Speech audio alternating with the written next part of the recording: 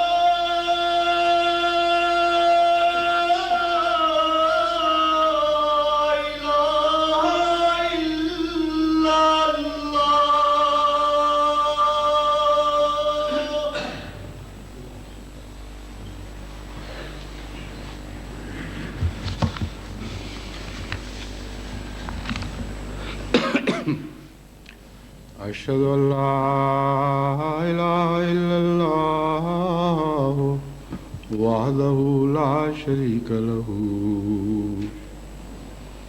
وأشهد أن محمدا عبده ورسوله أما بعد فأعوذ بالله من الشيطان الرجيم بسم الله الرحمن الرحيم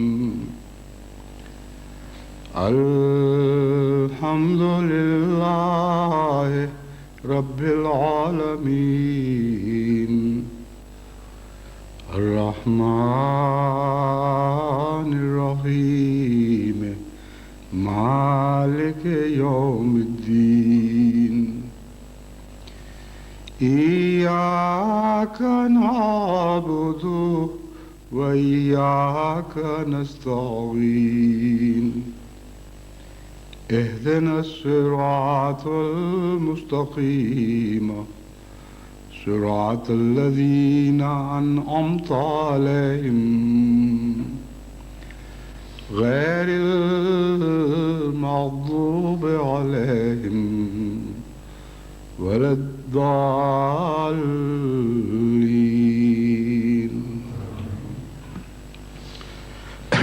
میں نے گزشتہ خطبے میں ذکر کیا تھا کہ میں آئندہ انشاءاللہ دنیا کو مختلف پہلوؤں سے بعض مشورے دوں گا، جن کا آغاز امریکہ سے ہوگا۔ امریکہ کو سب سے پہلا مشورہ تو میں یہ دیتا ہوں کہ وہ بیرونی نظر سے بھی اپنے آپ کو دیکھنے کی کوشش کرے۔ صدر بش اس وقت جس قسم کے ماحول میں گھرے ہوئے ہیں اور جیسی تعریفیں اپنے اقدامات کی سن رہے ہیں، ان کو ذہنی طور پر نفسیاتی لحاظ سے یہ ہوش ہی نہیں ہے کہ وہ اپنے اقدامات اور اپنی پالیسیوں کا بیرونی نظر سے بھی جائزہ لے کے دیکھیں کہ دنیا میں ان کی کیا تصویر بن رہی ہے۔ جہاں تک امریکہ کا اپنا خیال ہے، صدر بش کا اپنا خیال ہے، وہ سمجھتے ہیں کہ میں نے اب سب دنیا کو اپنی ایڑی کے پیچھے لگا لیا ہے، اور اس سے وہ شکاریوں کا محاورہ ہیل کرنا یاد آ جاتا ہے۔ جب بندوق کے شکاری کتوں کی مدد سے شکار کو نکلتے ہیں تو کتے کو ایڑی کے پیچھے لگانے کو ہیل کرنا کہتے ہیں۔ تو وہ سمجھتے ہیں کہ ہم نے انگلستان کو بھی ہیل کر لیا، دوسرے اتحادیوں کو بھی ہیل کر لیا، اور جس شکار پر نکلے ہیں ان ہیل ہوئے ساتھیوں کے بعد اور بھی کچھ جانور ہیں جو اس شوق میں اور اس امید پر ہمارے پیچھے لگے ہوئے ہیں کہ جب شکار ہوگا تو بچا کھچا ہمیں بھی ملے گا۔ یہ تصور ہے صدر بش کا ان تمام اقدامات سے متعلق جو اب تک کویت کے نام پر عراق اور مسلمان دنیا کے خلاف کیے جا چکے ہیں۔ لیکن ایک اور پہلو سے دیکھیں تو یہ بھی کہا جا سکتا ہے، اور یقیناً یہ کہنا زیادہ درست ہے، کہ صدر بش سے زیادہ یا امریکہ سے زیادہ اسرائیل کو یہ حق ہے کہ یہ کہے کہ ہم نے سب دنیا کو ہیل کر لیا ہے، اور امریکہ بھی ہمارے پیچھے اسی طرح چل رہا ہے جس طرح شکاری کے ساتھ کتے اس کی ایڑی کے پیچھے چلتے ہیں۔ اور یہ تصویر زیادہ درست ہے، اور دنیا اسی نظر سے ان سارے حالات کا جائزہ لے رہی ہے۔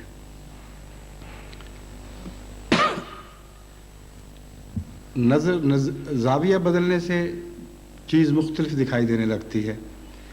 ایک زاویہ امریکہ کا ہے، ایک دوسرا زاویہ ہے۔ میں اس کی چند مثالیں آپ کے سامنے رکھتا ہوں۔ امریکہ اور اس کے اتحادیوں کا خیال یہ ہے کہ اسرائیل ان کے تیل کے اور دیگر مفادات کا محافظ ہے، اس لیے ہر قیمت پر ہمیں اسرائیل کو راضی رکھنا چاہیے، خواہ اس کے نتیجے میں ساری دنیا ناراض ہو۔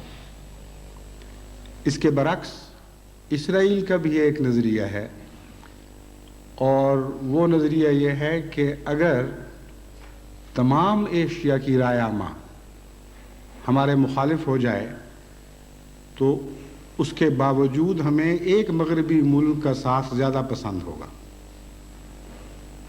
پس امریکہ یہ سمجھ رہا ہے، اور امریکہ کے اتحادی، کہ ان کو اسرائیل کی ضرورت ہے۔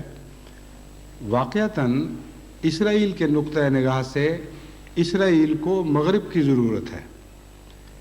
یہ کھیل کیوں اس طرح جاری ہے، کس مقصد، کس مقام تک، کس انتہا تک پہنچے گا، اس سلسلے میں بعض باتیں آپ کے سامنے بعد میں رکھوں گا۔ جہاں تک تیل کے مفادات کا تعلق ہے امر واقعہ یہ ہے کہ جس طرح گہری نظر سے اسرائیل کے مزاج کے مطالعہ کا حق ہے، یہ لوگ اس میں ناکام رہے ہیں۔ اسرائیل کا مزاج ایسا ہے کہ یہ ممکن ہی نہیں کہ تیل کے اتنا قریب رہتے ہوئے وہ بالآخر تیل پر حملے کی کوشش نہ کرے۔ تیل کا محافظ اسرائیل کو بنانا ویسا ہی ہے جیسے پنجابی میں کہا جاتا ہے کہ دودھ دا راکھا بلا تے چھولیاں دا راکھا بکرا۔ سادہ سی مثال ہے مگر اس میں بہت گہری حکمت ہے۔ اگر چنوں کو بکروں کے سپرد کر دیا جائے کہ ان کی حفاظت کریں، یا دودھ کو بلوں کے سپرد کر دیا جائے تو اس سے بڑی حماقت نہیں ہو سکتی۔ بس جن مفادات کی حفاظت اسرائیل کے سپرد کی جا رہی ہے، ان مفادات کو سب سے زیادہ خطرہ اسرائیل سے ہے، اور آخر بات وہیں تک پہنچے گی اگر اس وقت دنیا نے ہوش نہ کی، لیکن ان امور کا بھی نسبتاً تفصیل سے بعد میں ذکر کروں گا۔ اسرائیل ایک بات اور اپنے اتحادیوں، مغربی اتحادیوں خصوصاً امریکہ کے کان میں یہ پھونک رہا ہے کہ اس علاقے میں امن کے قیام کا صرف ایک ذریعہ ہے، ایک حل ہے، اور وہ یہ ہے کہ یہاں ناصروں اور صداموں کی پیداوار کو ختم کر دیا جائے۔ جب تک اس علاقے میں ناصر پیدا ہوتے رہیں گے اور صدام پیدا ہوتے رہیں گے، کبھی اس علاقے کو امن نصیب نہیں ہو سکتا۔ اس پیغام کا دوسرا مطلب یہ ہے کہ عرب کے زندہ رہنے کی اور آزادی کی روح کو کچل دیا جائے، اور فلسطین کی حمایت کے تصور کو کچل دیا جائے۔ اور یہ وہ نظریہ ہے جس کو مغرب عملاً تسلیم کر چکا ہے، اور یہ نہیں دیکھتا کہ حقیقت میں یہ مظالم ناصروں اور صداموں کی پیداوار نہیں بلکہ وہ مظالم کی پیداوار ہے۔ ایک ناصر کو مٹانے کے لیے جو مظالم انہوں نے اس مصر پر اور دیگر مسلمان ممالک پر کیے تھے، آج صدام ان کی پیداوار ہے، اور نفرت کے نتیجے میں ہمیشہ نفرت اگتی ہے، اور کبھی نیم کے پھل کو میٹھے پھل نہیں لگا کرتے، نیم کے درخت کو میٹھے پھل نہیں لگا کرتے۔ پس بالکل الٹ قصہ ہے۔ جب تک آپ عربوں سے ناانصافی کرتے رہیں گے، عربوں پر مظالم توڑتے رہیں گے، ایک کے بعد دوسرا ناصر اور ایک کے بعد دوسرا صدام پیدا ہوتا رہے گا، اور یہ تقدیر الہی ہے جس کا رخ آپ نہیں بدل سکتے۔ آپ نے عراق پر اب تک جو بمباری کی ہے وہ اتنی ہولناک اور اتنی خوفناک ہے کہ جنگ عظیم کی بمباریاں اس کے سامنے کوئی حیثیت نہیں رکھتی۔ جنگ عظیم میں 6 سالوں میں تمام دنیا میں جتنے بم برسا گئے وہ 27 لاکھ ٹن تھے، اور صرف عراق پر ایک مہینے سے کچھ زائد 5 ہفتوں میں جتنے بم گرائے گئے ہیں وہ 1.5 لاکھ ٹن ہیں۔ اس سے آپ اندازہ کر سکتے ہیں کہ کتنی شدت کے ساتھ یہاں مظالم کی بوچھاڑ کی جا رہی ہے۔ انسانی فطرت کو سمجھنے کی کوشش نہیں کرتے۔ یہ بم صدامیت کو مٹا نہیں رہے، بلکہ لاکھوں نوجوانوں کے دل میں، خواہ وہ عرب ہوں یا غیر عرب مسلمان ہوں، مزید صدام پیدا کرنے کی تمنا پیدا کر رہے ہیں۔ بہت سی ایسی نوجوان نسلیں ہیں جو آج ان حالات کو دیکھ رہی ہیں، اور ان کے رد عمل میں ان کے دل فیصلے کر چکے ہیں کہ ہم نے کل کیا کرنا ہے۔ پس بموں کی بوچھاڑ سے یہ اگر میٹھے پھلوں کی توقع رکھیں تو اس سے بڑی جہالت ہو نہیں سکتی۔ نفرتیں ہمیشہ نفرتوں کو پیدا کرتی ہیں۔ نفرت کی وجہ کیا ہے؟ جب تک وہاں نہیں پہنچیں گے کون سی نفرتیں ہیں جنہوں نے ناصر اور صدام پیدا کیے، جب تک ان کا کھوج نہیں لگائیں گے اور ان کی بیخ کرنے کی کوشش نہیں کریں گے، اس علاقے کو ہم نصیب نہیں ہو سکتا۔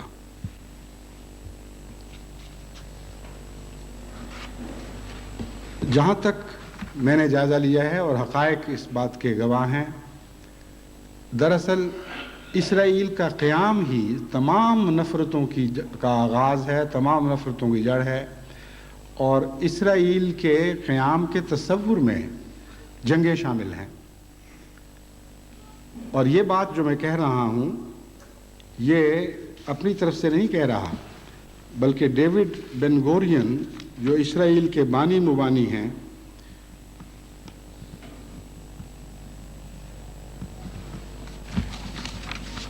ان کا یہ دعویٰ ہے، میں اس کا اقتباس پڑھ کے سناتا ہوں۔ میکنگ آف اسرائیل میں صفحہ 55 پر جیمز کیمرون لکھتے ہیں، for Ben Gurion the word state had now no meaning other than an instrument of war۔ اسرائیل کے حصول کے بعد بن گورین کے تصور میں اب ریاست کے کوئی اور معنی نہیں رہے سوائے جنگ کے۔ I can think of no other meaning now, he said، یعنی بن گورین نے یہ کہا، I feel that the wisdom of Israel now is that I feel that the wisdom of Israel now is that to wage war, that and nothing else, that and only that۔ کہ میں یقین رکھتا ہوں کہ اب اسرائیل کی حکمت اور اس کی عقل کا خلاصہ یہ ہے کہ وہ جنگیں کرے اور اس کے سوا اور کوئی خلاصہ نہیں، جنگ اور جنگ اور جنگ۔ اس عبارت کو پڑھ کر مجھے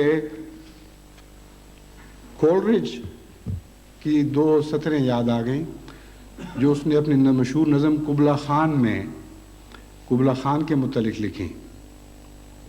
قبلہ خان کا ذکر کرتے ہوئے لکھتا ہے، And mid this tumult,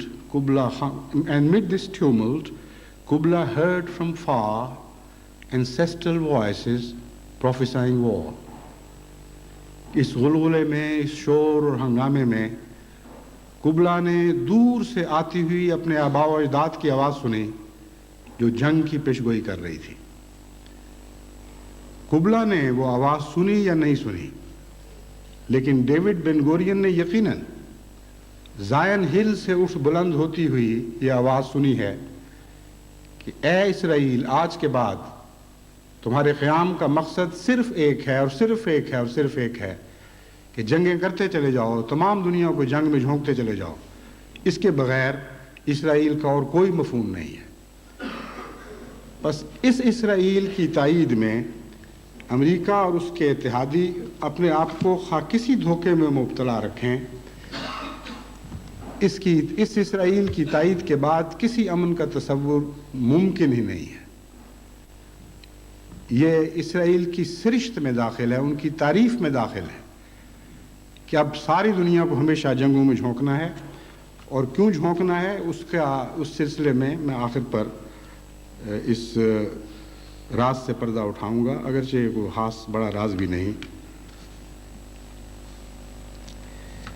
اسرائیل کی جنگی تیاریوں کا جہاں تک تعلق ہے، اب تک دنیا کو یہ جاننے کی کوشش کرتے رہے ہیں کہ عراق اتنا بڑا دنیا کے لیے خطرہ ہے کہ وہ ہٹلر ہے، وہ ناٹسیزم کی ایک نئی نمود ہے، نئی شکل میں ناٹسیزم ظاہر ہوا ہے۔ حالانکہ عراق کا یہ حال ہے کہ خود ایک مغربی مبصر نے لکھا کہ اس کو تم ہٹلر کہہ رہے ہو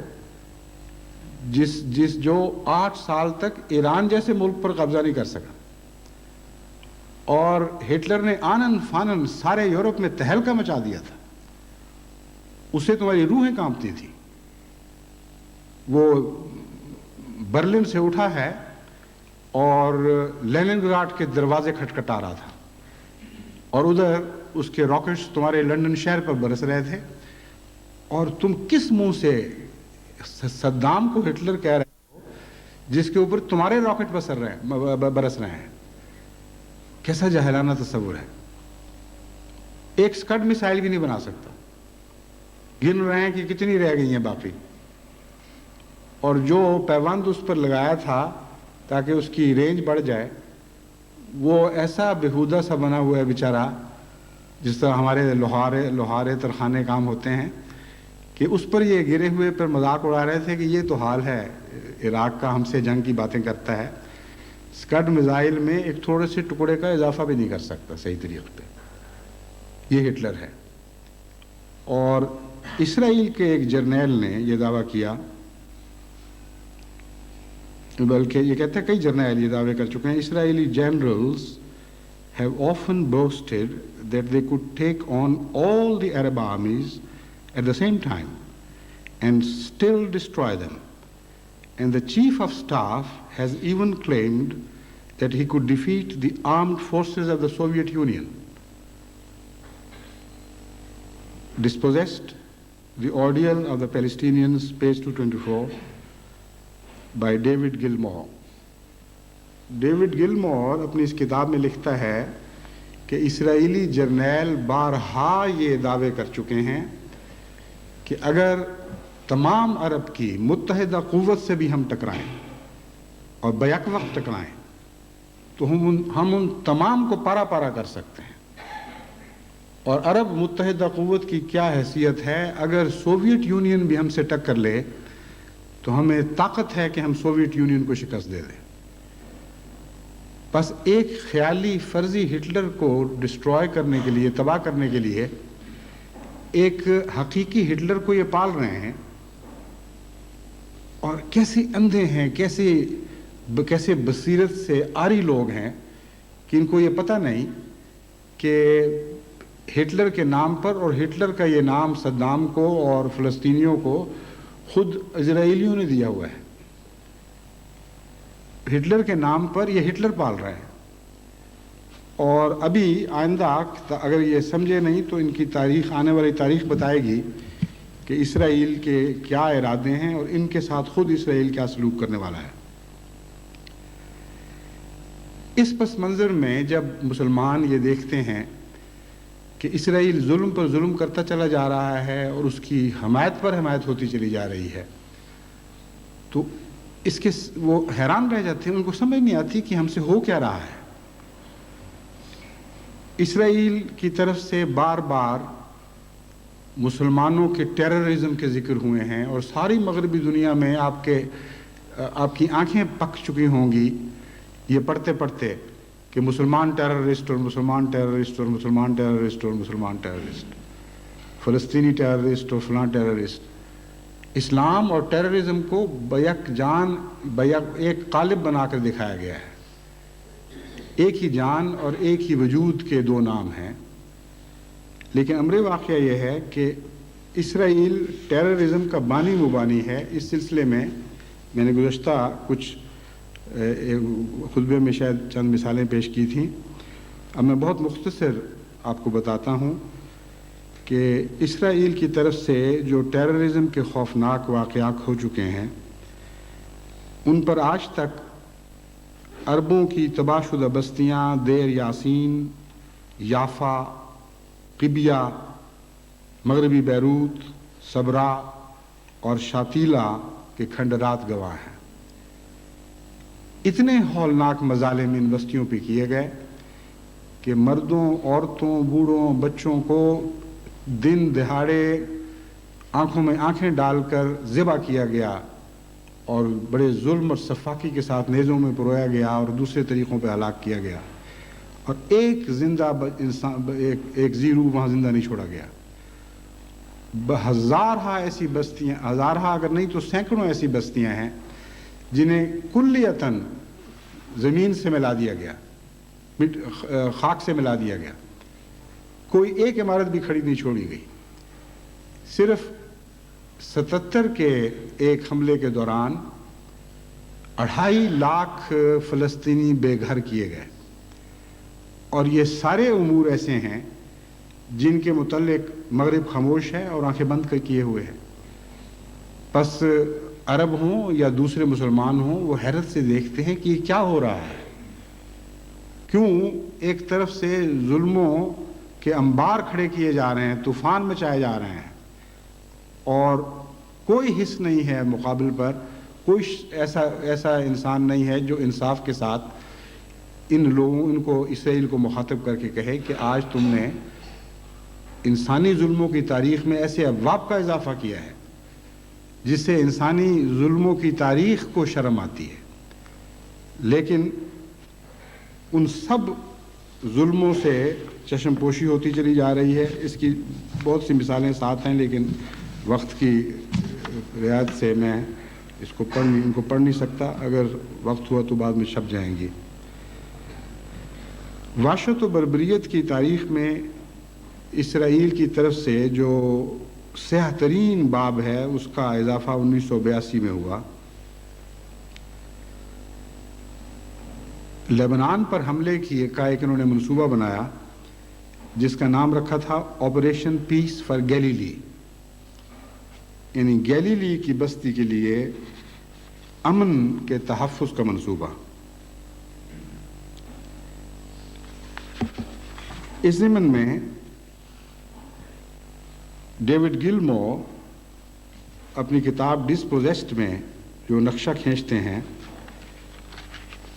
اس کا خلاصہ یہ ہے کہ اسرائیل نے یہ جو منصوبہ بنایا گیلیلی سے متعلق، امر واقعہ یہ ہے کہ اس منصوبے کا لیے انہوں یہ بہانہ پیش کرتے ہیں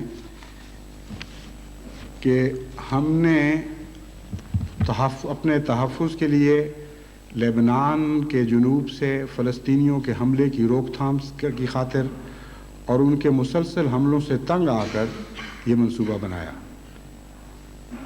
مصنف لکھتا ہے کہ حقیقت یہ ہے کہ اس 6 جون سے لے کر 6 جون نہیں، یہ میں تاریخ بتاتا ہوں آپ کو.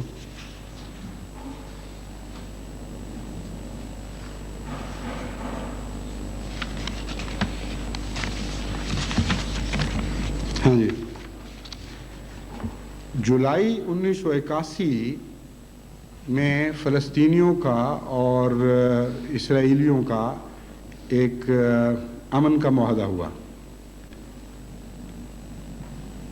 گلمور لکھتا ہے کہ 19 جولائی 1981 سے لے کر مئی 1982 تک جب اسرائیل نے حملہ کیا ہے لبنان پر، اس وقت تک فلسطینیوں سے اس معاہدے کی ایک بھی خلاف ورزی نہیں ہوئی. اس تمام عرصے میں کسی فلسطینی نے اسرائیل پر لبنان سے کوئی حملہ نہیں کیا. دوسرا وہ کہتا ہے کہ گلیل کو کبھی بھی لبنان کی طرف سے کوئی خطرہ درپیش نہیں ہوا. تیسرا وہ یہ کہتا ہے کہ 1982 سے بہت پہلے، اور ثابت کرتا ہے ان کے حوالوں سے، یہ منصوبہ تیار تھا. اس لیے بعد میں جو فرضی بہانے گھڑ رہے ہیں ان کی اس لحاظ سے بھی کوئی حقیقت نہیں کہ ان بہانوں کی جو تاریخیں ہیں ان سے بہت پہلے ثابت شدہ حقیقت ہے کہ یہ منصوبہ بنا چکے تھے. چنانچہ وہ لکھتا ہے کہ جولائی 81 سے مئی 82 تک بیروت پر بمباری شروع کی. 1982 میں جب کہ بیروت پر بمباری شروع کی گئی تو وہ بمباری اتنی خوفناک تھی کہ دن رات ان کی توپیں بیروت سے باہر مسلسل ان پر گورے برسا رہی تھیں، اور سمندر سے ان کے جہاز جن پر بہت ہی خوفناک توپیں تھیں ان توپوں سے ان پر آگ برسا رہے تھے. دن رات مسلسل مکانوں پر مکان منہدم ہوتے چلے جا رہے تھے اور لوگ مرتے چلے جا رہے تھے، اور کوئی شخص نہیں تھا، کوئی آواز نہیں تھی دنیا میں جو ان مظلوم فلسطینیوں کے حق میں اٹھتی ہو. مغرب بھی خاموش تھا، اور بدقسمتی کی انتہا یہ ہے کہ خود عرب بھی خاموش تھے. اور اس وقت تک اسرائیل کا اس قدر رعب پیدا ہو چکا تھا اور اس کے ٹیرر سے اتنے خوف زدہ تھے کہ کسی عرب ملک نے اس کے خلاف آواز نہیں اٹھائی. اور بمباری کے نتیجے میں 14,000 آدمی وہاں مرے اور 20,000 سے زائد زخمی ہوئے اور لا تعداد انسان بے گھر ہو گئے۔ یہ اس 1982 کی بمباری کا خلاصہ بعض اخباروں نے شائع کیا ہے۔ آپ نے شاید سنا ہوگا کہ اس سے جنگ عظیم کے آخر پر جب جرمنوں نے V2 کے ذریعے انگلینڈ پر اور بیلجیم پر V2 راکٹ چھوڑے تھے اور اس کے ذریعے بمباری کی تھی، تو اس دور کو اس جنگ کا سب سے زیادہ ہولناک اور دردناک دور بیان کیا جاتا ہے۔ انگلستان کی طرف سے بار بار مختلف وقتوں میں، مختلف سالوں میں ٹیلی ویژنز پر اور دوسرے پروپیگنڈے کے ذریعے V2 کی اس بمباری کا تذکرے چلتے رہتے ہیں اور اسے بھولنے نہیں دیا جاتا۔ لیکن آپ حیران ہوں گے کہ اس V2 کی بمباری کے نتیجے میں سارے انگلستان اور سارے بیلجیم میں کل 7,500 اموات ہوئی تھی، اور صرف بیروت میں اس بمباری کے نتیجے میں 14,000 اموات ہو چکی تھی۔ یہ سارے ٹیرر کے واقعات ہیں جو کسی کھاتے میں شمار نہیں ہوتے، اور کوئی مغربی طاقت ان کا نوٹس نہیں لیتی اور اسرائیل کے خلاف اس بارے میں کوئی آواز بلند نہیں کرتی۔ جہاں تک اسرائیل کے وعدوں کا تعلق ہے، یہ کہا جاتا ہے کہ اگر تم اسرائیل سے صلح کر لو تو اسرائیل سے تمہیں کوئی خطرہ نہیں۔ یہ سب جھوٹ ہے، اور اتنا بڑا جھوٹ ہے کہ اس کی مثال دنیا میں دکھائی نہیں دیتی۔ میں اعداد و شمار سے یہ بات ثابت کرتا ہوں کہ اسرائیل کے وعدوں کا اتنا بھی اعتبار نہیں جتنا دنیا کے سارے جھوٹوں کے مل کر کیے ہوئے وعدوں کا اعتبار کیا جا سکتا ہے۔ امر واقعہ یہ ہے کہ 1967 کی جو جنگ عربوں پر ٹھونسی گئی، یعنی وہ جاہلانہ جنگ جس کے نتیجے میں عربوں کا ایک بہت وسیع علاقہ اسرائیل نے ہتھیا لیا، اس جنگ سے پہلے اسرائیل نے یہ اعلان کیا تھا کہ ہم عربوں کی زمین کا 1 فٹ قبضہ کرنے کا بھی ارادہ نہیں رکھتے، اور ساری مغربی طاقتوں کو یقین دلا دیا تھا کہ ہماری نیت ہی نہیں ہے قبضہ کرنے کی، ہم تو صرف فلسطینیوں کو ذرا مزہ چکھانے کے لیے ایسا کر رہے ہیں کہ اگر تم ہم پر حملوں سے باز نہ آئے اور تمہارے حمایتی اسی طرح جرأت کرتے رہے تو ہم اس قسم کی سزا دیں گے۔ یہ مقصد ہے صرف۔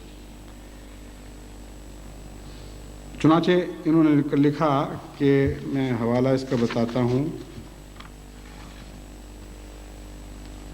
لیوی اشکول ہیں جنہوں نے 1967 کی جنگ سے پہلے اسرائیل کی طرف سے اعلان کیا تھا کہ اسرائیل دا پرائم منسٹر تھے، کہتے ہیں Israel said the prime minister had no intention of annexing even 1 foot of Arab territory۔ 1 fit بھی عرب ٹیریٹری کا ہم نہیں لینا چاہتے، یہ اسرائیل کے پرائم منسٹر کا اعلان تھا۔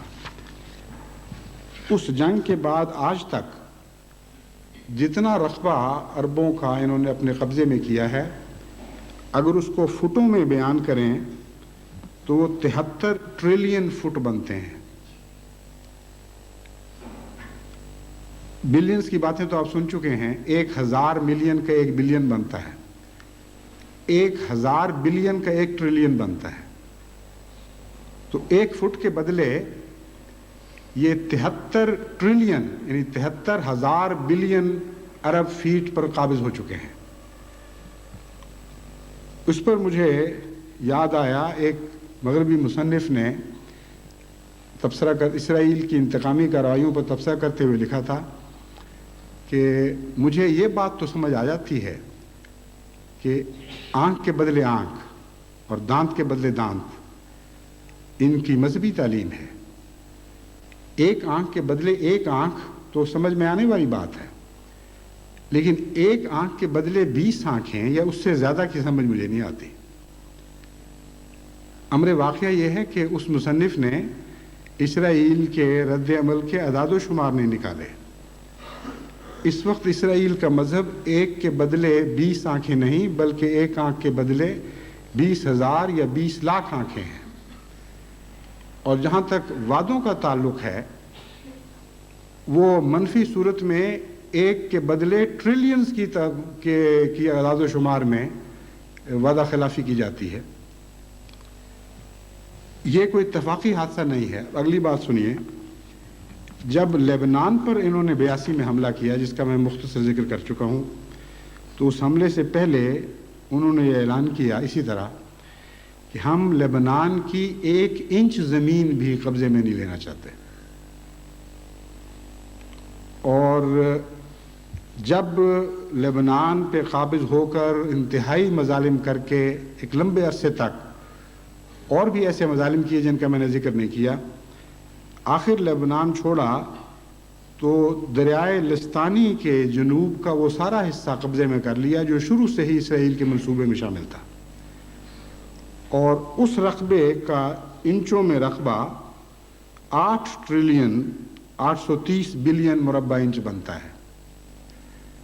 تو جب وہ کہتے ہیں ہم 1 فٹ بھی نہیں لینا چاہتے تو مراد ہوتی ہے ہم 23 ٹریلین لینا چاہتے ہیں.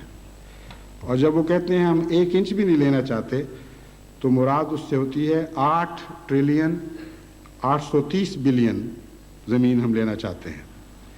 اس پر مجھے خیال آیا کہ ان کی تاریخ کا حساب لگا کے دیکھیں کہ جب اس میں تورات میں یہ تعلیم نازل ہوئی تھی کہ ایک کے بدلے آنکھ کے بدلے آنکھ اور دانت کے بدلے دانت، اس وقت سے اب تک کتنا وقت گزر چکا ہے. سیکنڈز میں کر کے دیکھیں تو پھر اندازہ ہوگا ان کی نفسیات کا کہ ہر سیکنڈ یہ اس انتقام کی کارروائی کے جذبے میں کتنا اضافہ کرتے چلے جا رہے ہیں. تو میں دیکھ کر حیران رہ گیا کہ تورات کی تعلیم کے نزول سے لے کر آج تک کم از کم اندازاً جو میں نے اندازہ لگایا ہے سالوں کو سیکنڈز میں تبدیل کر کے 6 ٹریلین 244 بلین 128 ملین سیکنڈ بنتے ہیں. اب آپ اندازہ کریں کہ حضرت موسیٰ کے زمانے سے آج تک 6 ٹریلین 244 بلین اور 128 ملین سیکنڈ کا عرصہ گزرا ہے اور اس عرصے میں ان کی وعدہ خلافیوں کی نسبت کتنی بڑھ چکی ہے. 1 سیکنڈ کی رفتار سے بھی کئی گنا زیادہ رفتار سے یہ جھوٹ بول رہے ہیں اور اسی نسبت سے ان کی انتقام کی تمنائیں بڑھتی چلی جا رہی ہیں.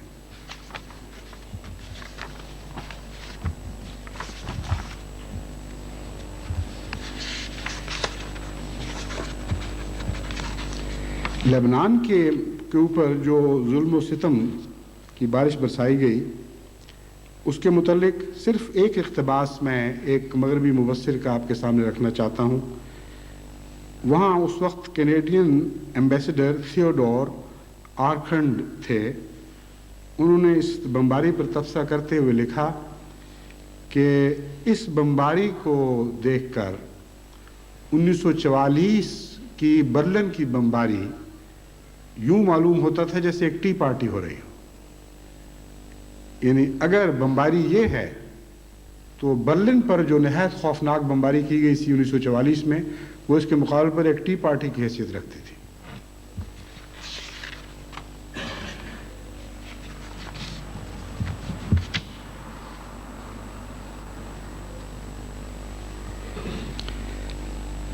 بعض مبصرین نے بہت عمدہ تجزیہ کیا.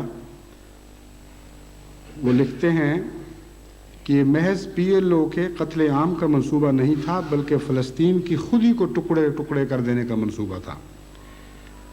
اور خود ڈاکٹر ناہوم گولڈمین جو زائنزم کے بانی بمانی ہیں اور سال ہا سال تک ورلڈ زائنسٹ جوئش کانگریس کی آرگنائزیشن کے صدر رہے ہیں، وہ یہ لکھتے ہیں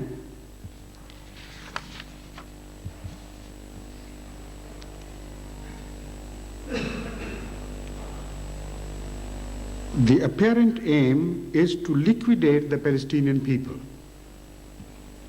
جو بھی ہمارے مقاصد ہمارے منصوبے تھے ان کا کھلا کھلا مقصد یہی تھا کہ فلسطینیوں کو تحلیل کر دیا جائے، ان کو صفحہ ہستی سے ناپید کر دیا جائے۔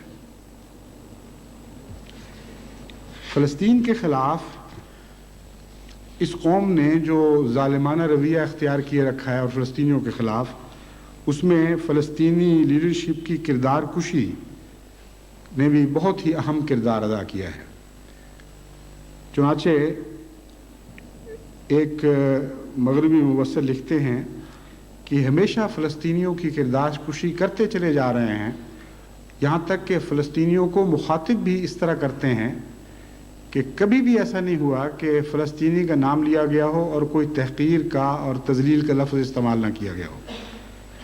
چنانچہ وہ کہتے ہیں بعض دفعہ یہ کہنے کی بجائے کہ فلسطینیوں نے ایسا کیا، کہتے ہیں ٹیررسٹس یہ کرتے ہیں، اینیملز یہ کیا کرتے ہیں، باسٹرڈز ایک گندی گالی ہے وہ یہ کیا کرتے ہیں۔ اور بیروت میں عرفات کو ہٹلر کے بنکر میں بیٹھا ہوا عرفات بیان کرتے ہیں۔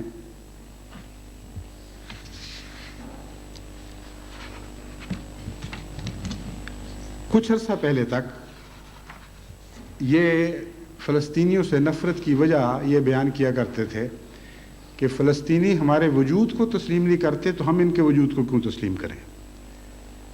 ہم کس سے بات کریں؟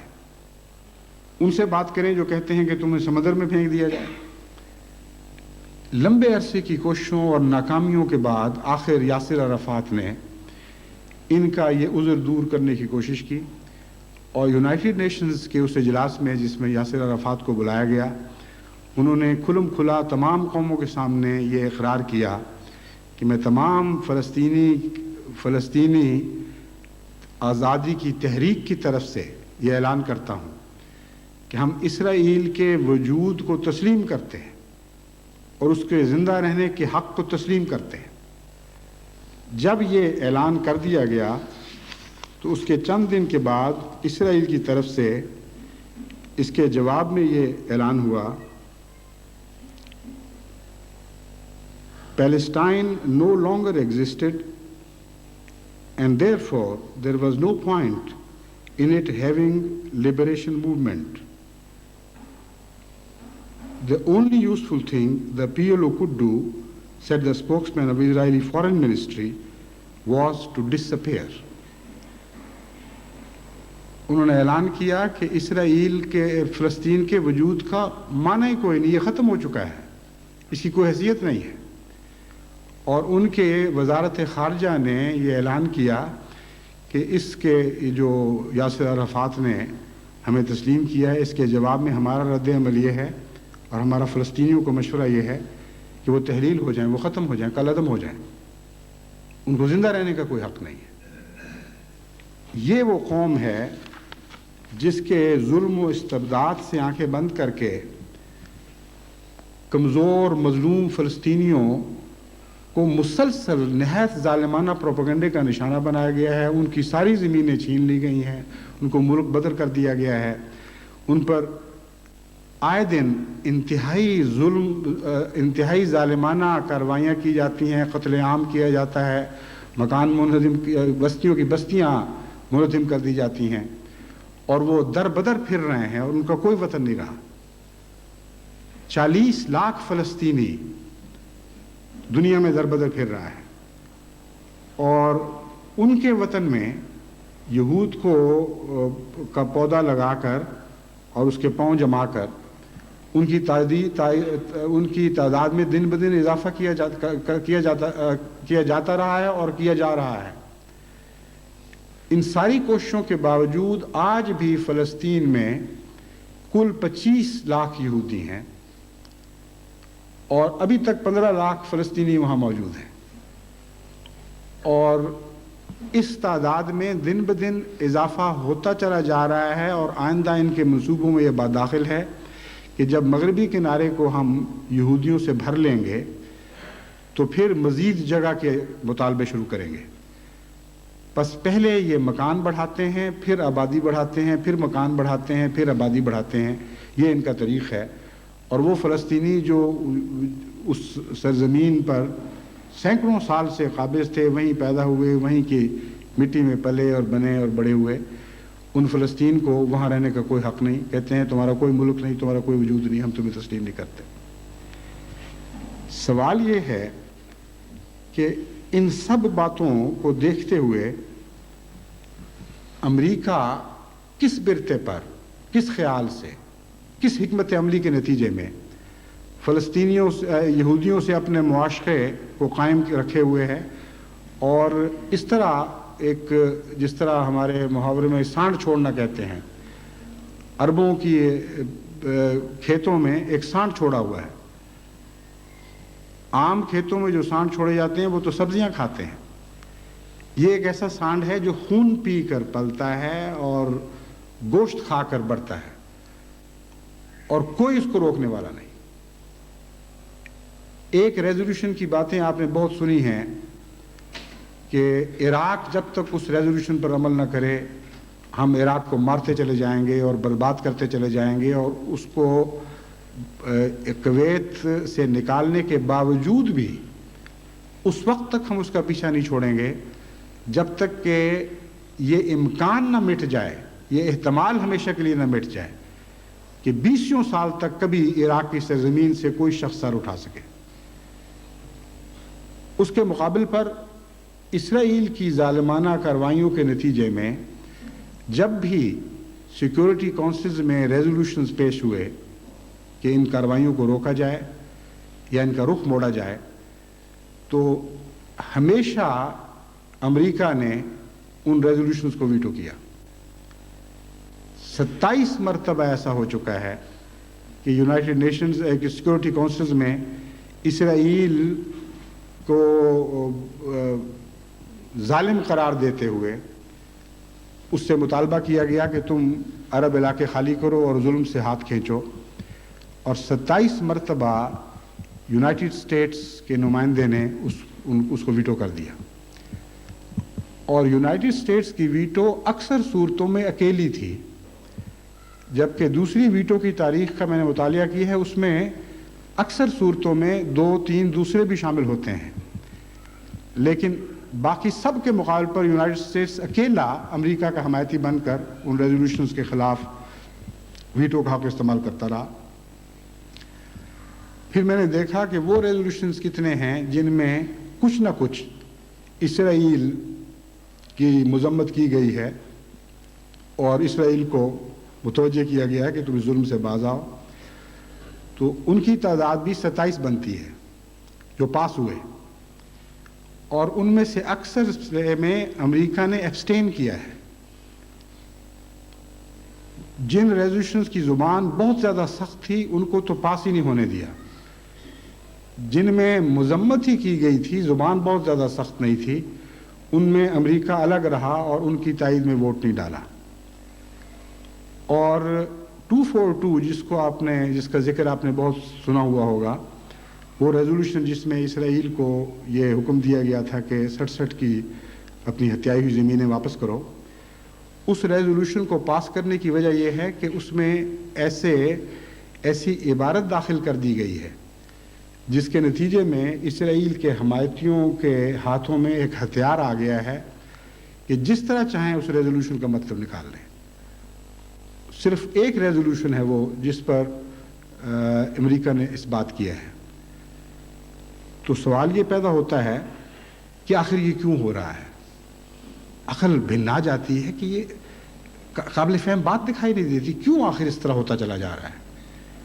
क्या मकसद है अमेरिका का इसराइल की इस तरह पुरजोर हमायत करने का।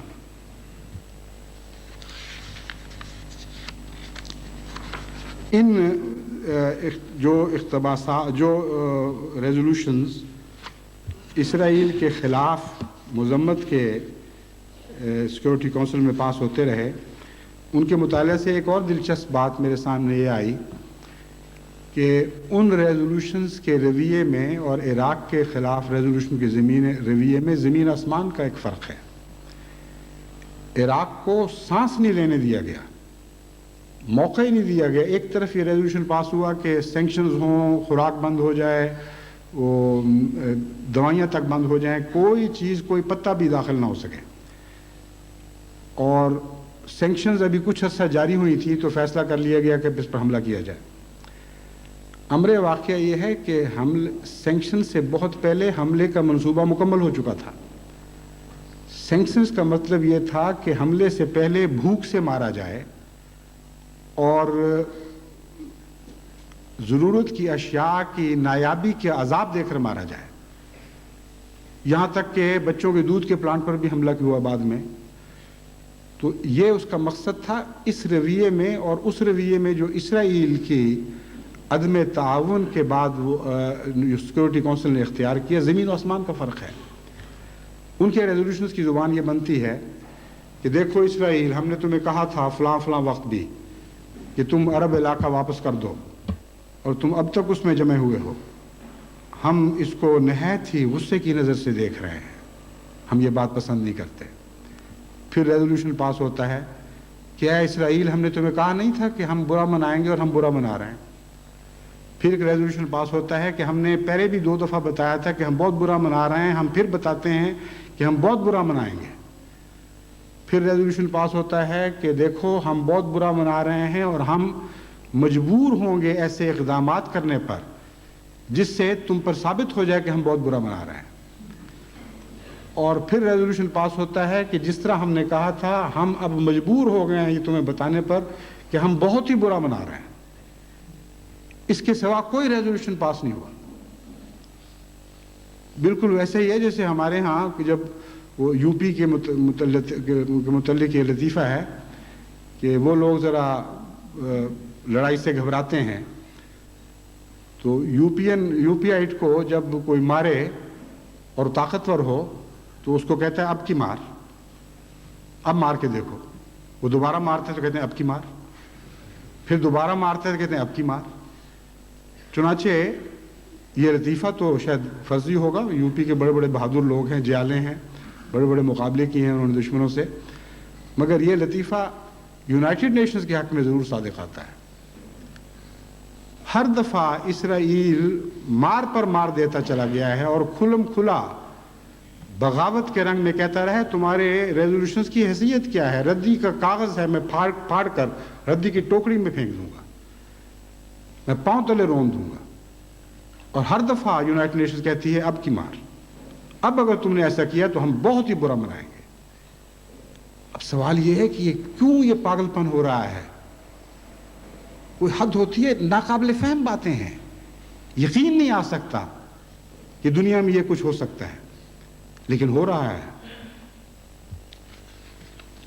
اس یونائٹڈ نیشنز کا فائدہ کیا ہے؟ میں تو یہ سوچتا ہوں، اور عرب اور مسلمان ممالک ہو اگر وہ ہوش مند ہیں، اور باقی دنیا کو بھی سوچنا چاہیے کہ اس یونائٹڈ نیشنز کا کیا فائدہ ہے جو عملاً صرف ان بڑی قوموں کے مفاد میں فیصلے کرتی ہے جو بڑی قومیں یونائٹڈ نیشنز پر قابض ہو چکی ہیں، اور یونائٹڈ نیشن کا دستور جن کو یہ طاقت دیتا ہے کہ جب چاہیں کسی کے خلاف ظلم کریں، اور ساری دنیا کی قوموں کو یہ طاقت نہ ہو کہ اس ظلم کے خلاف آواز ہی بلند کر سکے۔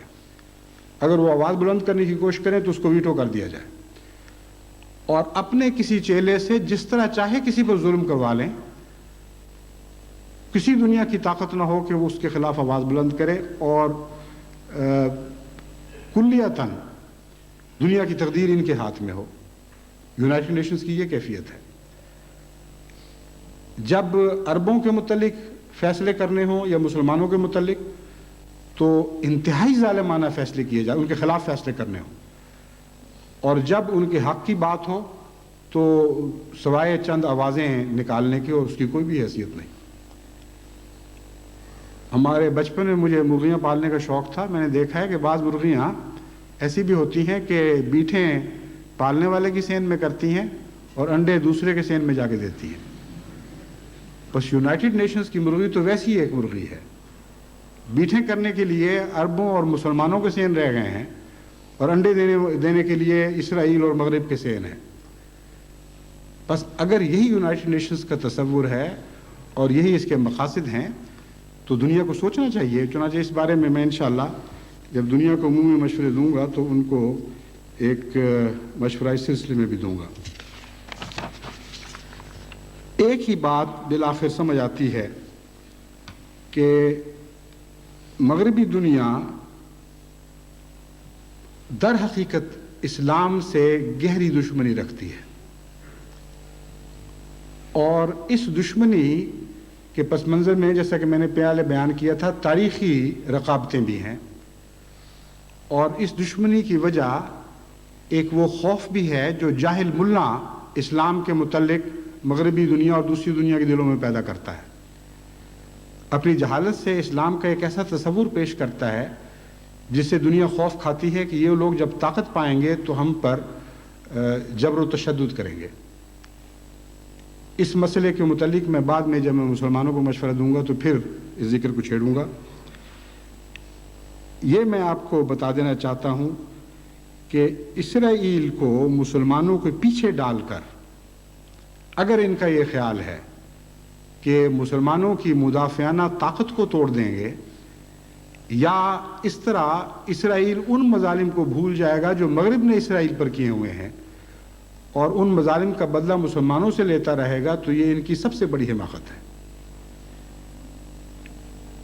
اسرائیل کے انتقام کی یادداشت بہت قوی ہے اور نہ مٹنے والی ہے، اور اسرائیل کے احسان کی یادداشت اس طرح ہے جس طرح پانی پر تحریر لکھی گئی ہو۔ آپ کو اگر اسلامی تاریخ سے واقفیت ہو تو آپ یہ سن کر حیران ہوں گے کہ 800 سال تک اسپین پر جو مسلمانوں نے حکومت کی ہے، ایک واقعہ بھی کسی یہودی پر ظلم کا اس تاریخ میں آپ کو دکھائی نہیں دے گا۔ مسلمانوں کے طاقت کے ادوار میں جب بھی آپ جس طور پر بھی نظر ڈالیں، ایک دوسرے پر ظلم تو آپ کو دکھائی دے گا، اور وہ بھی اس وقت جب ملا ایک مذہب کے ماننے والوں، ایک فرقے کے ماننے والوں کو دوسرے فرقوں کے ماننے والوں کے خلاف بھڑکاتا رہا، لیکن یہودیوں اور عیسائیوں کے خلاف اسلام کی تاریخ میں آپ کو کوئی مظالم دکھائی نہیں دیں گے۔ 3 ایسے قبائل ہیں جن کا تاریخ اسلام کے آغاز سے تعلق ہے، جنہوں نے بار بار معاہدہ شکنی کی اور حضرت صلی اللہ علیہ وسلم اور مسلمانوں سے دھوکے کیے، ان کے خلاف جنگ کے دوران حملہ آوروں سے ملتے رہے۔ ان 3 قبائل کے خلاف بالآخر مسلمانوں کو کارروائی کرنی پڑی۔ وہ قبائل ہیں بنو قینقاع، بنو نذیر اور بنو قریظہ۔ جب 1947 میں یونائٹڈ نیشنز میں اسرائیل کے قیام پر بحث ہو رہی تھی، تو وہاں اسرائیلیوں نے مسلمانوں کو تان دیتے ہوئے کہا کہ ہمارا حق ہے اور تمہیں تو عادت ہے ہمیں اپنے گھروں سے نکالنے کی، ہم آج تک نہیں بھولے جو تم نے بنو قریظہ اور بنو نذیر اور بنو قینقاع سے کیا تھا۔ تو یہ عجیب یادداشت ہے کہ فرضی مظالم کی یادیں تو 1400 سال سے زندہ رکھے ہوئے ہیں، اور حقیقی احسانات کی یادوں کو بھولتے چلے جا رہے ہیں۔ یہ عجیب قوم ہے کہ یہ بات بھول گئے ہیں کہ جب ایزابیلا اور فرڈینینڈ نے 1490 میں یہودیوں کے اسپین سے انخلاء کا حکم دیا، اس سے پہلے 200 سال تقریباً مسلسل اسپین میں یہودیوں پر ظلم ہوتے رہے، لیکن وہ ایسے ظلم تھے کہ ان کے نتیجے میں وہ یہود نے پھر بھی وہاں سے نکلنے کا فیصلہ نہیں کیا۔ بالآخر جبراً ان کو عیسائی بنایا گیا، اور جب بڑی تعداد میں یہودی عیسائی بن گئے تو پھر یہ تحریک شروع کی کہ یہ جھوٹے عیسائی ہیں، دھوکہ دینے کے لیے عیسائی بنے ہیں، ابھی بھی بہت امیر ہو گئے ہیں، اس لیے ان کی دولت چھیننے کے لیے کوئی بہانہ تلاش کرو۔ چنانچہ ایزابیلا کو اور فرڈینینڈ کو اس وقت کے عیسائی پادریوں نے بار بار یہ تحریض کی اور لالچ دلائی کہ اس قوم کا ایک ہی علاج ہے کہ ان کی عیسائیت پر اعتماد نہ کیا جائے اور ہمیں انکویزیشن کی اجازت دی جائے۔ انکویزیشن سے مراد ہے وہ ٹارچر کرنے کے ذرائع جو عیسائی دنیا اپنے مخالفوں کے خلاف استعمال کرتی تھی، اور نہایت ہی دردناک مظالم ان ذرائع سے غیر عیسائیوں پر کیے جاتے تھے اور ان عیسائیوں پر کیے جاتے تھے جن کے دین پر شک ہو۔ چنانچہ ایک لمبے عرصے تک یہ بحث جاری رہی۔ ایزابیلا چونکہ پوپ سے ناراض تھی، سکسٹس سیکنڈ تھا غالباً اس وقت، اس سے کسی وجہ سے ناراض تھی، وہ اس کے مرضی کے کوارڈینل مقرر نہیں کرتا تھا، اس لیے اس نے اجازت نہیں دی کہ پوپ کی مقرر کردہ کوئی کمیٹی انکوزیشن کے کام اسپین میں کرے۔ بالآخر فرڈینینڈ کو عیسائی پادریوں نے یہ لالچ دی کہ اگر تم اس کی اجازت دے دو تو یہود کے جتنے اموال چھینے جائیں گے یہ ہم تمہارے قبضے میں دیں گے، ہمیں صرف ظلموں کی اجازت دو، اموال تمہارے۔ چنانچہ 1480 میں انکوزیشن شروع ہوئی۔ انکوزیشن کی تاریخ حقیقتاً اتنی دردناک ہے کہ شاید ہی کبھی انسانی تاریخ میں ایسے دردناک مظالم کی آپ کو مثال نظر آتی ہو جیسے اس زمانے میں یہودیوں پر عیسائیوں کی طرف سے کیے گئے۔ اس کے باوجود دل نہیں بھرا تو 1492 میں ان کے انخلاء کا حکم جاری کر دیا گیا۔ آپ کو یاد ہوگا کہ 1247 سے 1252 تک بلیک ڈیتھ کے زمانے میں یورپ میں پہلے ہی یہود پر مظالم کیے جا رہے تھے اور فرانس میں سب سے زیادہ مظالم کیے گئے۔ چنانچہ وہاں کے مظالم کا تصور کریں کہ وہاں سے بھاگ کر انہوں نے پہلے فرانس میں اور پھر یورپ کے دیگر ممالک میں پناہ لینے کی کوشش کی، لیکن وہاں بھی ان کو پناہ نہیں ملی اور ان پر مظالم جاری رہے۔ پناہ اگر ملی تو فلسطین کی اسلامی حکومت نے دی ہے، یہ ایک تاریخی واقعہ ہے، اور دوبارہ بھی ناچسی مظالم کے زمانے میں پھر یہ فلسطین پناہ لینے کے لیے گئے ہیں۔ بس ساری اسلامی تاریخ میں ان کے ساتھ احسان پر احسان کا سلوک کیا جاتا رہا۔ ان کے علم و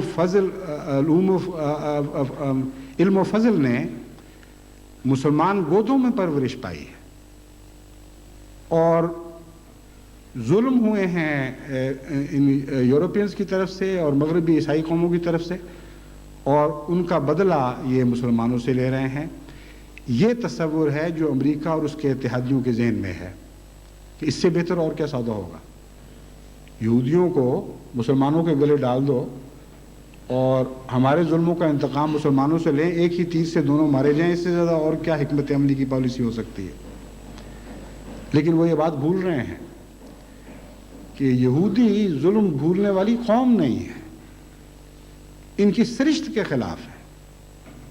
یہ ناممکن ہے کہ مغرب سے اپنے مظالم کا بدلہ نہ لیں۔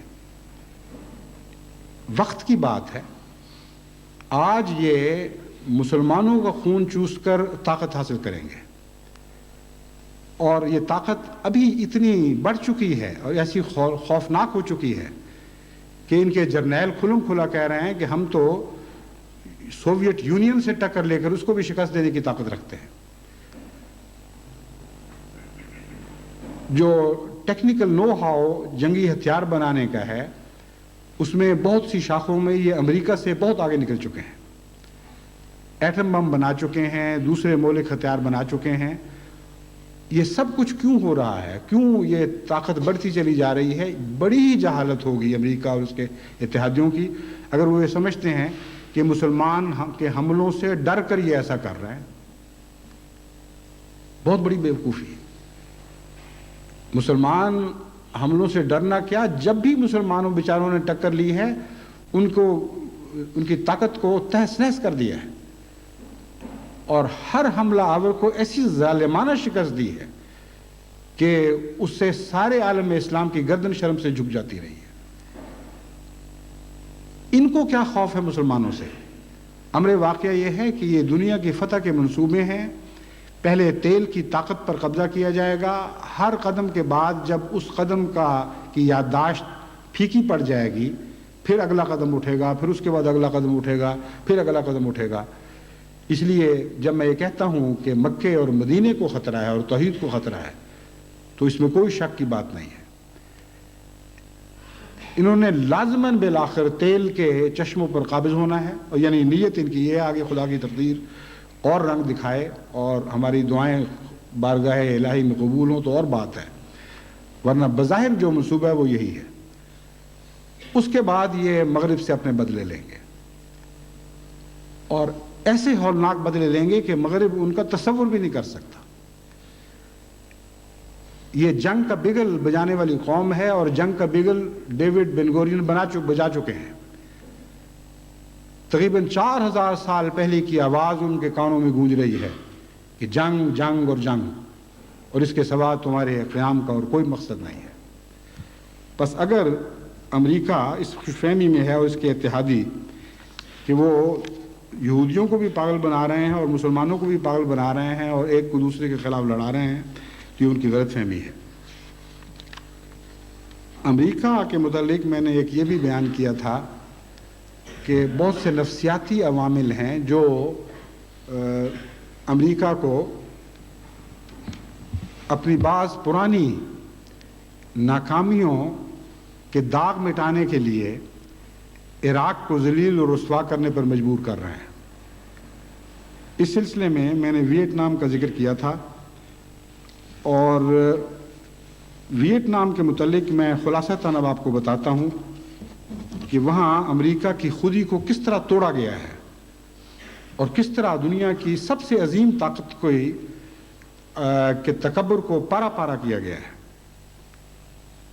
वियतनाम की जंग का आगाज़ 4 अगस्त 1964 को हुआ है और अजीब इत्तेफाक है, ये तवारुद है या कोई तकदीर की बात है कि वो आगाज़ भी एक स्टॉर्म से हुआ था। उस स्टॉर्म का नाम अमेरिकन मौरखीन ट्रॉपिक स्टॉर्म कहते हैं। वाक़या ये हुआ कि 2 अमेरिकन जहाज़ जब शिमाली वियतनाम और जनूबी वियतनाम की जंग जारी थी और इश्तराकी वियतनामीज़ जनूबी गैर इश्तराकी हुकूमत का तख्ता उलटने की कोशिश कर रहे थे, तो अमेरिका को बहाने की तलाश थी कि किस तरह इस मुल्क में दखल देकर जनूबी वियतनाम की हिमायत में शिमाली वियतनाम को शिकस्त दी जाए। चुनांचे इनका एक जहाज़ जिसका नाम एक मैडॉक्स जहाज़ वियतनाम शिमाली वियतनाम के समंदर के उस हिस्से में दाखिल हो गया जो दर हकीकत उनकी अपनी हदूद का इलाका था जिन पर उनकी बालादस्ती होती है। उस पर उन्होंने कुछ पेट्रोल बोट्स भेजी ताकि वो इस जहाज़ पर हमला करे और उन्होंने हमले की कोशिश भी की, मगर जहाज़ उससे उनको डिस्ट्रॉय करके उनके हमले से निकलकर बाहर चला गया और बाहर उनका एक साथी डिस्ट्रॉयर जिसका नाम टर्नर जॉय था उसको लेकर दूसरे या तीसरे दिन वापस आ गया। इनका ख्याल था कि अब जब हम पे दोबारा हमला करेंगे तो हमें बहाना हाथ आ जाएगा, लेकिन इत्तेफाक ऐसा हुआ कि ट्रॉपिक स्टॉर्म आ गया और ट्रॉपिक स्टॉर्म भी जिस तरह डेजर्ट स्टॉर्म होते हैं बहुत ही ख़तरनाक चीज़ है। उसके मुताबिक लिखते हैं कि हमारी इनकी सारी इलेक्ट्रॉनिक इक्विपमेंट्स हे वायर हो गई, पागल हो गई, उनको पता नहीं लगता था कि क्या हो रहा है। चुनांचे वो कहते ये हैं कि उन्होंने वाक़यतन ये समझा कि उन पर हमला हो गया है। अब जहलों वाली बात है कि तूफ़ान आ रहा है, दिखाई दे रहा है और उससे ये किस तरह समझ लिया कि हमला हो गया है। यानी वियतनाम ने वो तूफ़ान चलाया था। बहरहाल बहाने जब तलाश करने हो तो इस तरह की बेवकूफ़ों वाले बहाने तलाश किए जाते हैं कि इन्होंने कहा हमला हो गया, इन्होंने धड़ाधड़ बमबारी शुरू कर दी वियतनाम के इलाके पर और फिर इस बात पर कायम रह गए कि चूंकि हमला उन्होंने किया था, उसके जवाबी कार्रवाई की है, उस पर बड़ी शिद्दत के साथ वियतनाम पर हमला किया गया, हवाई हमला भी किया गया और 1 साल के अंदर अंदर, यानी वो साल 1964 का जो है वो ख़त्म होने से पहले पहले 2 लाख अमरीकी सिपाही वियतनाम की सरजमीन में पहुंचा दिए गए थे। बमबारी का और 1967 में ये तादाद बढ़कर 5,40,000 बन चुकी थी। بمباری کا عالم یہ تھا کہ 8.5 سال تک مسلسل دن رات ویتنام پر بمباری کی گئی ہے، اور ویتنام پر کل بمباری 25 لاکھ ٹن کی گئی ہے۔ یعنی تمام دنیا میں جنگ عظیم کے 6 سال میں یورپ اور ایشیا اور دوسری دنیا میں، جہاں افریقہ وغیرہ میں جتنی بمباری ہوئی ہے، تقریباً اتنی ہی بمباری صرف ایک ویتنام پر اس 8.5 سال میں کی گئی، جو فلوریڈا ریاست کے برابر ہے بمشکل۔ امریکہ کی ریاستوں میں سے ایک ریاست فلوریڈا ہے، اور اپنی دنیاوی طاقت کے لحاظ سے فلوریڈا سے بہت پیچھے ہے۔ نہ صنعت کی کوئی حالت، نہ کوئی دوسری تجارتی طاقت اس کو حاصل ہے، ایک غریب ملک ہے۔ لیکن عظمت کردار دیکھیں کہ 8.5 سال تک سر بلند کر کے امریکہ سے ٹکر لی ہے۔ اس عرصے میں جنوبی امریکہ میں ان کے مرنے والے سپاہی اور شمالی امریکہ میں مرنے والے سپاہی اور سویلینز کی کل تعداد 25 لاکھ تھی۔ گویا سارا اسرائیل اگر ہلاک کر دیا، اسرائیل کا یہودی ہلاک ہو جائے تو اتنی تعداد بنتی ہے، اور انہوں نے سر نہیں جھکایا۔ امریکن تکبر کی کمر توڑ کے رکھ دی، اور اس ذلت اور رسوائی کے ساتھ امریکہ کو پھر شکست تسلیم کرنی پڑی، اور شکست تسلیم کرنے کا وقت بھی ایسا کا تاریخ بھی ایسا دلچسپ ہے کہ فرانس میں جب پیس کانفرنس ہو رہی تھی تو شمالی ویتنام نے عارضی طور پر جنگ بندی سے بھی انکار کر دیا۔ انہوں نے یہ اعلان کیا کہ ہاں، ہم صلح کی باتیں بھی کریں گے اور لڑائی بھی جاری رکھیں گے۔ چنانچہ یہ جو آج سبق عراق کو دے رہے ہیں، یہ انہوں نے ویتنام سے سیکھا تھا کہ صلح کی باتیں بھی کریں گے اور لڑائی بھی جاری رکھیں گے۔ بس وہاں جو دنیا کی سب سے بڑی طاقت کا تکبر ٹوٹا ہے، وہ اتنی ہولناک نفسیاتی شکست ہے کہ کسی طرح اس کا وہ بدلہ چاہتے ہیں اور اپنی قوم کی خود اعتمادی کو بحال کرنا چاہتے ہیں۔ لیکن امر واقعہ یہ ہے کہ ٹوٹی ہوئی کمریں جوڑا نہیں کرتی، اور یہ تو اب باوجود اس کے کہ عراق پر بمباری کی رفتار کے لحاظ سے ویتنام کے مقابل پر 4 گنا زیادہ شدت کی جا رہی ہے۔ ابھی تک یہ 2 دنوں کی جنگ کہہ رہے تھے، 6واں ہفتہ ہو گیا ہے، اور ابھی تک عراق کی کمر نہیں توڑ سکے۔ امر واقعہ یہ دنیا بدل چکی ہے، یہ زمانے وہ نہیں رہے۔ اب انسان کی خودی کا تصور بلند ہو رہا ہے، اس کو ہوش آ رہی ہے، آزادی کی لہریں چل رہی ہیں، خدا کی تقدیر دنیا کی رجحانات تبدیل کر رہی ہے۔ اب جھوٹے خداؤں کے دن نہیں رہے، ان کی صفیں لپیٹنے کے دن آ چکے ہیں، اور ان کو یہ دکھائی نہیں دے رہا۔ ظلم پر ظلم کرتے چلے جا رہے ہیں، اور یہ نہیں سوچ رہے کہ ان کی تصویر کیا دنیا میں بن رہی ہے اور آئندہ تاریخ میں کیا بنے گی۔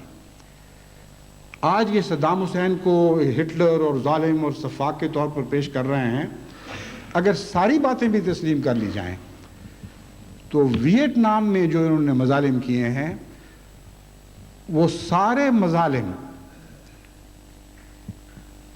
صدام حسین کے وہ مظالم صدام حسین کے مظالم پر اس طرح ہیں جیسے رائی کے مقابل پر ایک پہاڑ ہو۔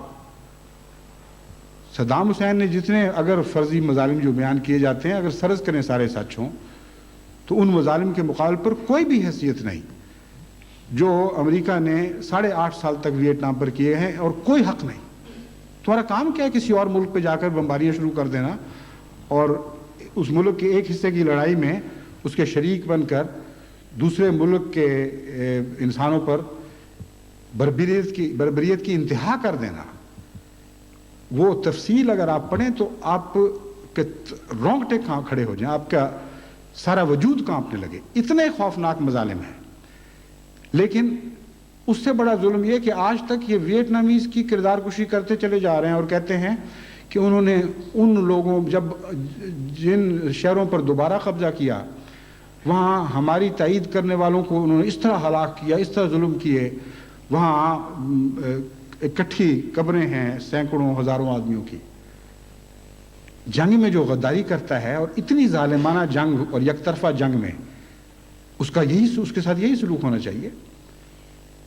کون سا دنیا کا قانون ہے جو غدار کی جان کی ضمانت دیتا ہے؟ اور یہ خود تسلیم کرتے ہیں کہ انہوں نے ان کی حمایت کی تھی ان لوگوں نے. بس ان مظالم کے نقشے کھینچتے ہیں اور وہ جو دوسرے مظالم 8.5 سال تک یک طرفہ کرتے چلے گئے ان کا کوئی ذکر نہیں کرتے. میں سمجھتا ہوں کہ یہ جو خوفناک نفسیاتی بیماری لگ چکی ہے امریکہ کو، یہ آج دنیا کے امن کے لیے سب سے بڑا خطرہ ہے. اور اس پر ایک اور بات کا خوفناک اضافہ ہوا ہے. ایک ایسی جنگ کی مثال قائم کی گئی ہے جس کی کوئی نظیر ساری دنیا کی تاریخ میں کہیں نہیں ملتی. یعنی کرائے کی جنگوں کی باتیں تو آپ نے سنی ہوں گی، مگر اتنی وسیع پیمانے پر اتنی خوفناک کرائے کی جنگ کبھی دنیا کی تاریخ میں نہیں لڑی گئی. ویتنام کی جنگ میں کم سے کم ایک امریکہ کے کردار کا اچھا پہلو یہ تھا کہ لوگوں کے سامنے کشکول لے کر نہیں گیا تھا کہ ہمیں اس جنگ کے پیسے دو. 120 بلین 8.5 سال تک ظلم برسانے کا خرچ امریکہ نے خود برداشت کیا ہے. 120 بلین بہت بڑی تعداد، بڑی رقم ہے. لیکن موجودہ جنگ ساری کی ساری مانگے کے پیسوں سے لڑی جا رہی ہے. اب ایسی جنگ کی مثال اگر اس دنیا میں قائم کر دی جائے کہ تم کسی سے پیسے لے کر لڑو تو دنیا کے امن کو پھر کیا ضمانت باقی رہے گی؟ جس کا مطلب یہ ہے کہ غریب قوموں کا امن امیر قوموں کے ہاتھ میں تھما دیا جائے گا، اور جب چاہیں جہاں چاہیں دنیا کی امیر قومیں کرائے کے ٹٹو لے کر، کرائے کے سپاہی لے کر غریب قوموں پر مظالم ڈھاتی رہیں. یہ پیغام ہے جو دنیا کو دیا جا رہا ہے. اور مزید ایک اور ایسی ہرس اس جنگ کے ساتھ شامل ہے کہ جب اس کی نتیجے ظاہر ہوں گے رفتہ رفتہ تو آپ حیران ہوں گے کہ کس طرح یورپ کی دوسری قوموں میں بھی اس سے تحریک پیدا ہوگی کہ اگر جنگ کا ہی مطلب ہے تو کیوں نہ ہم بھی ہاتھ رنگ لیں. تمام تباہی جو اس جنگ میں عراق اور کویت پر وارد کی گئی ہے اس کے پیسے وصول انہوں نے کیے ہیں، اور اس تباہی کے نتیجے میں نقصان پورا کرنے کے اس سے کئی گنا زیادہ پیسے ان سے وصول کریں گے. بس ہلاک کرنے کے بھی پیسے اور دوبارہ زندہ کرنے کے بھی پیسے، اور دوبارہ زندہ کرنے کے پیسے ہلاک کرنے کے پیسوں سے بہت زیادہ. کرائے کے قاتل کو کم دیا جاتا ہے لیکن سرجن کو زیادہ دیا جاتا ہے.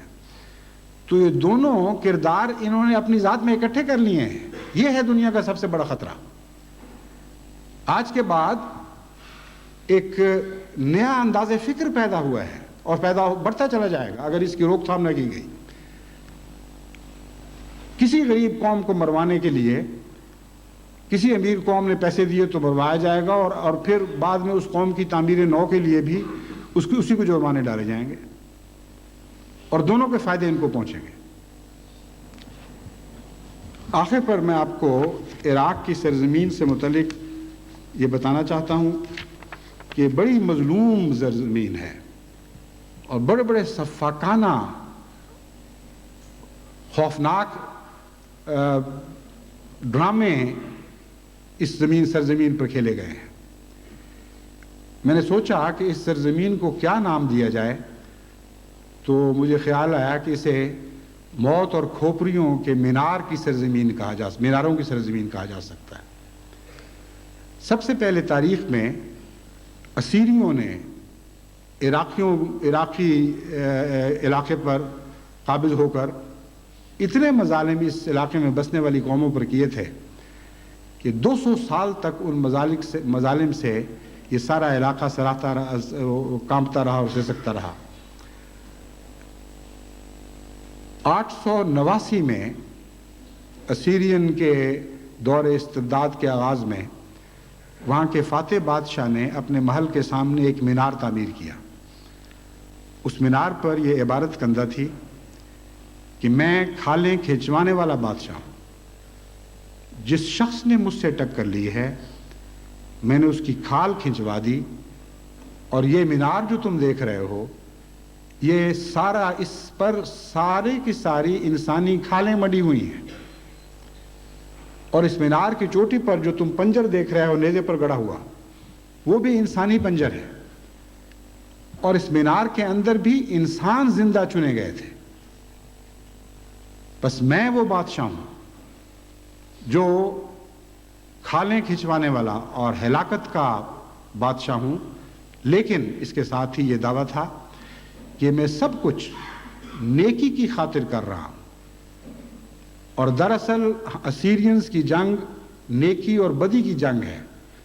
ہم نیکیوں کے نمائندہ ہیں اور باقی سب دنیا بدیوں کی نمائندہ ہے۔ میں نہیں جانتا صدر بش نے اس تاریخ کا مطالعہ کیا ہے یا نہیں، لیکن عراق میں وہ جو کچھ کر رہے ہیں وہ ویسا ہی ایک تمثیلی مینار بنانے کی باتیں سوچ رہے ہیں، جس پر یہی عبارت کندہ ہوگی کہ ہم سر توڑنے والے، خودیوں کو برباد کر دینے والے، عزت نفس کو مٹا ڈالنے والے اور پاؤں تلے روندنے والے بادشاہ ہیں۔ جس شخص نے ہمارے خلاف کوئی آواز بلند کی اور سر اٹھانے کی جرت کی، ہم اس کی کمر توڑیں گے اور اس کی کھوپڑیوں سے ویسے ہی مینار بلند کریں گے جیسا عراق کی تاریخ میں اس سے پہلے بلند ہوتے رہے۔ اس کے بعد دوسرا مینار جو عراق میں بنایا گیا وہ 1258 میں ہلاکو خان نے واقعتاً کھوپڑیوں سے بنایا، اور پھر تیسرا مینار 1401 میں تیمور لنگ نے بغداد میں کھڑا کیا، اور وہ بھی انسانی کھوپڑیوں سے بنایا گیا تھا۔ بس یہ کیسی مظلوم سرزمین ہے جہاں ایک دفعہ نہیں، دو دفعہ نہیں، 3 دفعہ پہلے اس سے بھی انسانی لاشوں اور جلدوں اور کھوپڑیوں سے مینار تعمیر کیے گئے ہیں، تاکہ کسی جابر کو کے سامنے دنیا کو سر تسلیم خم کرنے پر مجبور کر دیا جائے۔ بس آج جو کچھ عراق میں ہو رہا ہے یہ انہی باتوں کا اعادہ ہے۔ میں نہیں جانتا کہ آئندہ کیا ہوگا، میں نہیں جانتا کہ خدا کی تقدیر کب ان کا سر، اس تکبر کا سر توڑنے کا فیصلہ کرے گی، لیکن یہ میں جانتا ہوں کہ لازماً خدا کی تقدیر اس تکبر کا سر توڑے گی۔ لیکن یہ بات میں امریکہ کو یقین دلاتا ہوں کہ وہ کمر جو ویتنام میں تمہاری توڑی گئی تھی، عراق کے مظالم کے نتیجے میں یہ کمر اب جوڑ نہیں سکتی۔ بظاہر تم نے وہاں بھی ایک کھوپڑیوں کا مینار بلند کرنے کی کوشش کی تھی، مگر 25 لاکھ ٹن بارود سے جتنی زمین کھودی جا سکتی ہے، جتنے گہرے کنویں کھودے جا سکتے ہیں، اتنے گہرے قعر مذلت میں ہمیشہ کے لیے تمہارا نام دفن ہو چکا ہے۔ آئندہ تاریخ میں یہ باتیں زیادہ اجاگر ہوتی چلی جائیں گی۔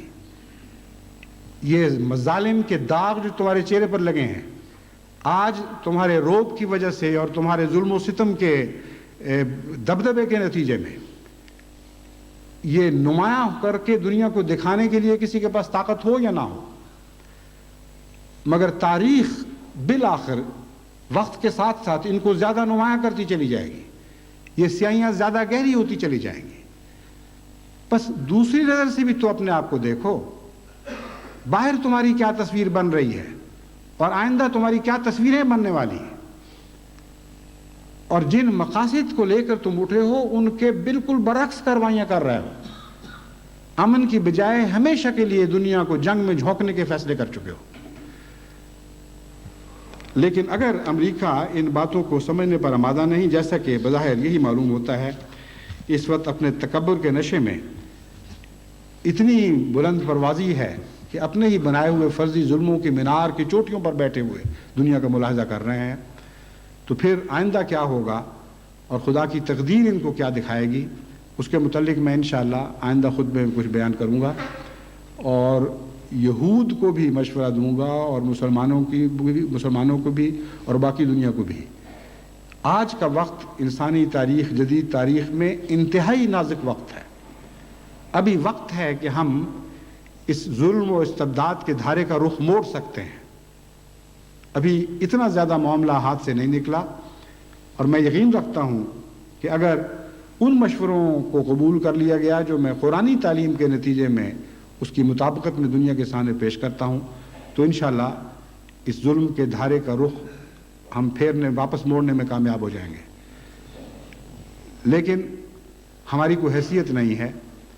امر واقعہ یہ ہے کہ ہماری حیثیت صرف عاجز دعا گو بندوں کی حیثیت ہے، اور ہماری دعائیں لازماً وہ کام کر سکتی ہیں جو ہماری ظاہری کوششیں بظاہر نہیں کر سکتی. بظاہر کیا، فی الحقیقت بھی نہیں کر سکتی. ہماری کوششوں کی کوئی حیثیت نہیں ہے. اتنی بھی حیثیت نہیں ہے کہ ہم جو امریکہ کو ایسے الفاظ میں مخاطب کر رہے ہیں، اس سے ان کے وجود کا ایک بال بھی اس سے کانپے یا ہلے یا اس میں جنبش محسوس ہو. اس کے باوجود میں جانتا ہوں اور آپ جانتے ہیں کہ یہ مقدر ہے.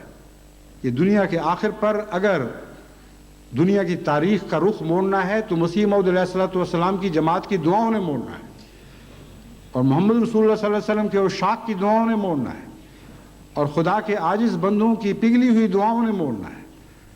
خطبہ الہامیہ میں حضرت مسیح موعود علیہ الصلوۃ والسلام یہ لکھتے ہیں کہ یہ مقدر تھا اور ہے اور ایسا ضرور ہوگا. آپ فرماتے ہیں جب مسیح کی روح آستانہ الوہیت میں پگھلے گی اور راتوں کو اس کے سینے سے دردناک آوازیں اٹھیں گی، تو خدا کی قسم دنیا کی بڑی بڑی طاقتیں اس طرح پگھلنے لگیں گی جیسے برف پگھلتی ہے دھوپ میں، اور اس طرح ان طاقتوں کے ہلاک ہونے کے دن آئیں گے اور ان کے تکبر کے ٹوٹنے کے دن آئیں گے. مسیح موعود علیہ الصلوۃ والسلام تو آج نہیں، لیکن مسیح موعود علیہ الصلوۃ والسلام کی روح جماعت احمدیہ میں زندہ ہے. بس اے مسیح موعود کی روح کو اپنے سینوں میں لیے ہوئے احمدیوں، خدا کے حضور راتوں کو اٹھو اور اس طرح پگھلو اور دردناک کرہ کے ساتھ، دردناک چیخوں اور سسکیوں کے ساتھ خدا کے حضور گریہ ازاری کرو، اور یقین رکھو کہ جب تمہاری روحیں خدا کے آستانے پر پگھلیں گی تو دنیا کی بڑی بڑی طاقتوں کے پگھلنے کے دن آ جائیں گے، اور یہ وہ تقدیر ہے جس سے کوئی دنیا کی طاقت تبدیل نہیں کر سکتی.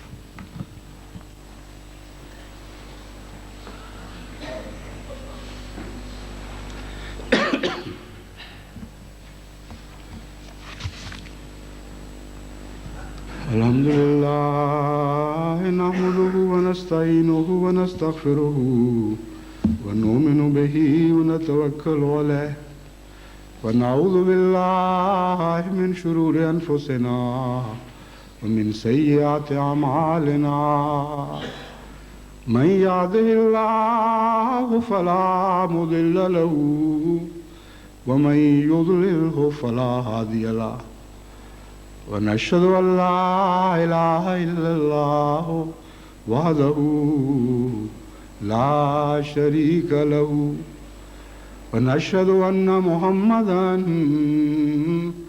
عبده ورسوله.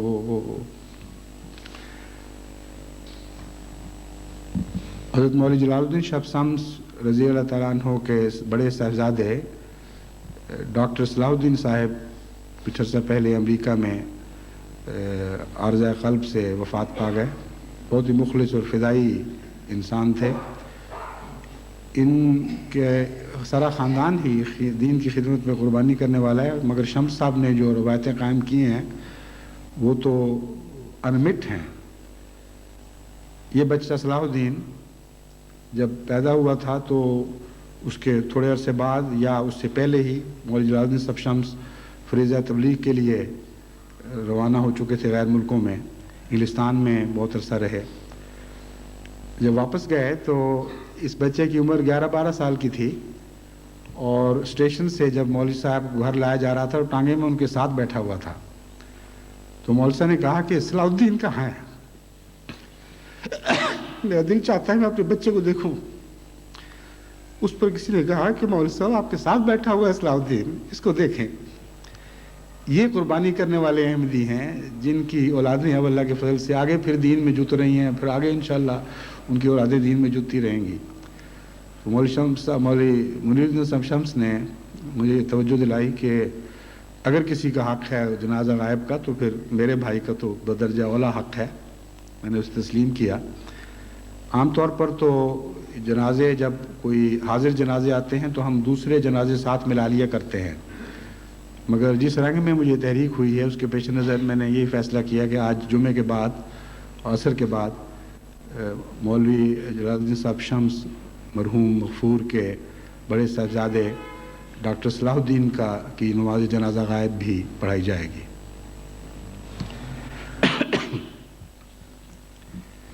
عباد اللہ رحمکم اللہ ان اللہ یامر بالعدل والاحسان وایتاء ذی القربى وینہی عن الفحشاء والمنکر والبغی یعظکم لعلکم تذکرون اذکروا اللہ یذکرکم